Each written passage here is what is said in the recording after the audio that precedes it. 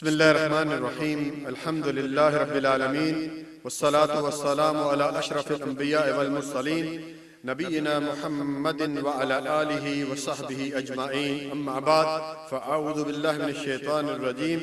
قل يا عبادي الذين أسرفوا على أنفسهم لا تقنطوا من رحمة الله إن الله يغفر الذنوب جميعا إنه هو الغفور الرحيم. وقال النبي صلی اللہ علیہ وسلم التائب من الذنب کمن لا ذنب له او کما قال صلی اللہ علیہ وسلم. معزز سامعین و سامعات، آج کی اس نشست کا موضوع سخن ہے میں توبہ کرنا چاہتا ہوں لیکن.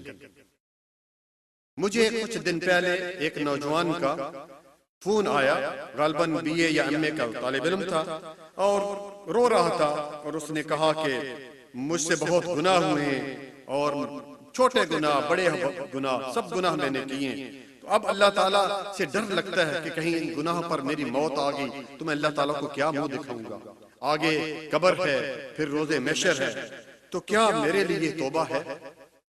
تو میرے تمام سننے والے بھائیوں اور بہنوں سے یہ جو میں بولنے جا رہا ہوں ان کے لیے جنہوں نے بہت زیادہ گناہ کیے ہیں اور اب وہ اللہ تعالیٰ کی طرف پلٹنا چاہتے ہیں. دیکھیے، توبہ جو ہے، توبہ کے مطلب ہے اللہ تعالیٰ کی طرف رجوع کرنا، رجوع اللہ. انسان جب گناہ کرتا ہے تو اللہ تعالیٰ سے بہت دور ہوتا جاتا ہے، گناہ کرتا جاتا ہے، دور ہوتا جاتا ہے. جب وہ اللہ تعالیٰ سے توبہ کرتا ہے تو پھر اللہ تعالیٰ کے قریب آ جاتا ہے، اس کی رحمت میں آ جاتا ہے. بھائیو یاد رکھیے، غلطی آدم علیہ السلام سے بھی ہوئی اور غلطی شیطان سے بھی ہوئی. آدم علیہ السلام نے توبہ کر لی، ربنا ظلمنا انفسنا وان لم تغفر لنا وترحمنا لنكونن من الخاسرین. سورۃ اعراف کی غالباً یہ آیت ہے، ٹھیک ہے. لیکن شیطان اس بات پر اکڑ گیا، اس نے تکبر کیا اور ہمیشہ کے لیے مردود ہوا.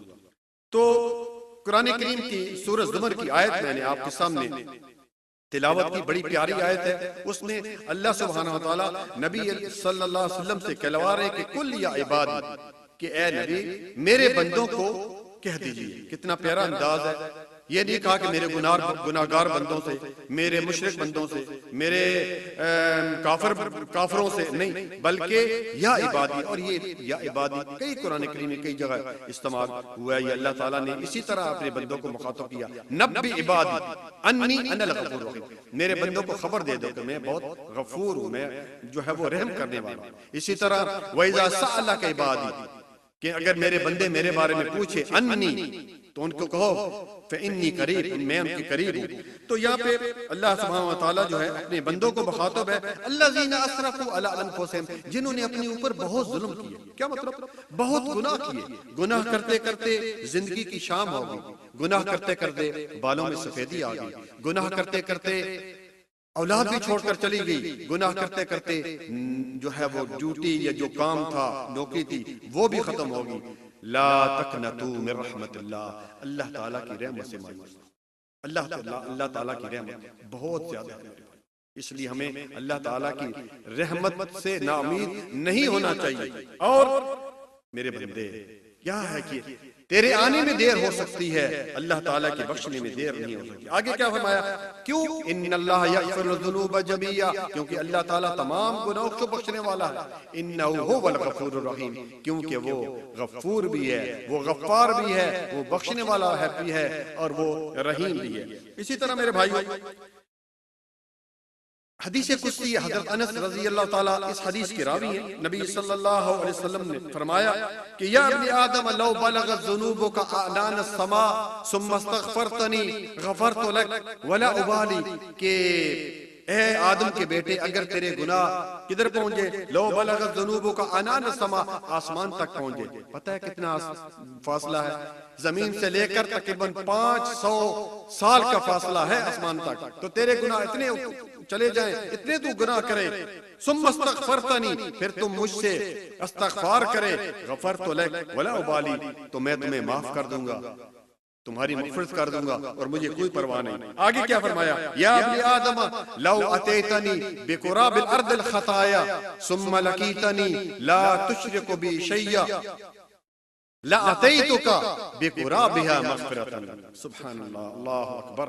بڑی پیاری یہ حدیث ہے، حدیث قدسی ہے کہ اللہ تعالیٰ دوسرے حصے میں اس میں فرماتے ہیں کہ اے ابن آدم لو اتیتنی بقراب الارض الخطایا، اگر تو زمین برابر بھی گناہ لے کر آئے گا، اللہ اکبر، زمین برابر بھی گناہ اگر لے کر آئے گا اور تو میرے ساتھ اس حالت میں ملاقات کرے گا کہ تو نے میرے ساتھ کسی کو شریک نہیں ٹھہرایا ہوگا، میں اسی طریقے سے مغفرت لے کر تم سے ملاقات کروں گا. یہ ترمذی میں حدیث موجود ہے.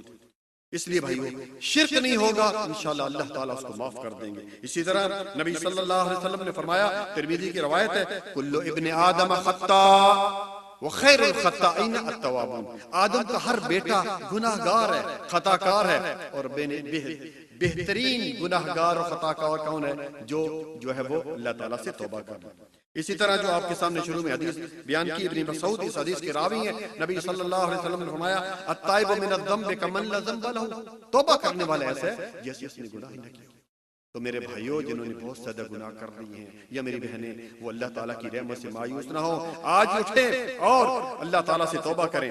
اسی طرح آپ نے وہ سنا ہوگا 100 آدمیوں کو جو قتل کرنے والا تھا، 100 آدمی اس نے قتل کیے، یا پہلے 99 کیا اور پھر ایک آدمی کے پاس، راہب کے پاس گیا اور جو مسئلہ صحیح جانتا نہیں تھا، اس سے پوچھا کہ حل من توبہ، کیا میری توبہ ہے؟ اس نے کہا جا پھٹ، تو نے 99 گناہ کیے پھر توبہ کرنے آیا، اس کو بھی قتل کر دیا، 100 سنچری بنا لی، لیکن پھر بھی اس کے دل میں احساس تھا. بہرحال اللہ تعالیٰ نے اس کی توبہ کو قبول کیا اور اس کو جنت میں داخل کیا. اسی طرح کیا آپ چاہتے ہیں کہ آپ کے سابقہ جتنے بھی گناہ ہیں اللہ تعالیٰ ان کو نیکیاں بنا دے؟ آئیے سورۃ فرقان آیت نمبر 70، إلا من تاب وآمن وعمل عملا صالحا فأولئك يبدل الله سيئاتهم حسنات. بڑی پیاری آیت ہے بھائی، لکھ لیجئے کہ جس نے سچی توبہ، 3 کام کرنے ہیں. جس نے سچی توبہ کی، اس کے بعد ایمان لایا، صحیح ایمان لایا، شرک نہیں ہونے چاہیے بھائی. اگر شرک ہے اس کا کوئی عمل بھی قبول نہیں ہے بھائی. یاد رکھیے، ان اللہ لا یغفر ان یشرک به ویغفر ما دون ذلك لمن یشاء، سورۃ نساء آیت نمبر 48. اور اسی طرح انه من یشرک باللہ فقد حرم اللہ علیہ الجنہ ومأواہ النار، جو بھی اللہ تعالیٰ کے ساتھ کسی کو شریک ٹھہراتا ہے اس پر جنت حرام ہوگی، اس کا ٹھکانہ جہنم ہے. سورۃ مائدہ آیت نمبر 72. اس لیے شرک نہیں ہوگا، صحیح ایمان ہوگا، توحید ہوگی. اور تیسرا کام کیا کرنا ہے کہ اس نے نیک اعمال شروع کر دیے تو اللہ تعالیٰ اس کی تمام جتنے بھی سابقہ گناہ ہیں، 1 ملین، 20 سال، 40 سال، ان گناہوں کو نیکی کے ساتھ تبدیل کر دے گا. اسی طرح رسول اللہ صلی اللہ علیہ وسلم کتنی دفعہ استغفار کرتے تھے؟ آئیے بخاری کی روایت ہے، ابو ہریرہ اس حدیث کے راوی ہیں، کہتے ہیں سمعت رسول اللہ صلی اللہ علیہ وسلم واللہ انی لا استغفر اللہ واتوب علیہ فی اليوم اکثر من 70 مرہ وفی روایہ 100 مرہ. یعنی مسلم کی روایت میں جو ہے 100 کے الفاظ ہیں کہ اللہ کی قسم میں دن میں 70 مرتبہ سے زیادہ جو ہے وہ استغفار کرتا ہوں، گناہوں کی معافی مانگتا ہوں اور توبہ کرتا ہوں، اور ایک حدیث میں جو ہے 100 دفعہ کرتا ہوں. ٹھیک ہے میرے بھائیو. اسی طرح بھائیو آپ کامیاب ہونا چاہتے ہیں تو سنیے قرآن کی پیاری آیت ہے یہ سورۃ نور کی آیت نمبر 31 کہ وَتُوبُوا إِلَى اللَّهِ جَمِيعًا أَيُّهَا الْمُؤْمِنُونَ لَعَلَّكُمْ تُفْلِحُونَ، کہ تم تمام مومنوں تم اللہ تعالیٰ کے یہاں توبہ کرو تاکہ تم کامیاب ہو. اسی طرح ابو ہریرہ اس حدیث کے راوی ہیں، ترمذی میں یہ حدیث موجود ہے. نبی صلی اللہ علیہ وسلم نے فرمایا بندہ جب گناہ کرتا ہے تو اس کے دل پر ایک سیاہ نقطہ جو ہے وہ پڑ جاتا ہے. اگر وہ توبہ کر رہے تھے وہ سیاہی دور کر دی جاتی ہے، اور اگر وہ گناہ پہ گناہ کرتا جاتا ہے تو وہ سیاہی بڑھتی جاتی ہے، حتیٰ کہ اس کا دل پورا جو ہے وہ کالا ہو جاتا ہے. بھائیو توبہ کرنے والوں کو اللہ تعالیٰ پسند کرتا ہے، اس سے محبت کرتا ہے. سورۃ بقرہ آیت نمبر 222 ان اللہ یحب التوابین ویحب المتطہرین، کہ اللہ تعالیٰ توبہ کرنے والوں اور صاف ستھرے رہنے والوں کو پسند کرتے ہیں. اسی طرح بھائیو سورۃ تحریم آیت نمبر 8 اللہ سبحانہ وتعالی نے کیا فرمایا؟ یا ایھا الذین آمنوا توبوا الی اللہ توبۃ نصوحا عسى ربکم ان یکفر عنکم سیئاتکم ویدخلکم جنات تجری من تحتها الانہار. اے ایمان والو اللہ تعالی سے خالص اور سچی توبہ کرو، قریب ہے کہ اللہ تعالیٰ تمہارے گناہ بخش دے اور تمہیں ایسے جنتوں میں داخل کرے جس کے نیچے نہریں بہتی ہیں. بھائیوں موت کا کوئی پتہ نہیں، یاد رکھیے موت کا کوئی پتہ نہیں کس وقت موت آ جائے. کسی نے بڑے اچھے الفاظ کہے، کسی شاعر نے یا جو بھی اس طرح ہے کہ آتے ہوئے اذان ہوئی جاتے ہوئے نماز، اتنے قلیل وقت میں آئے اور چلے گئے. 3 وقت کے آنے سے پہلے توبہ کر لے میرے بھائی.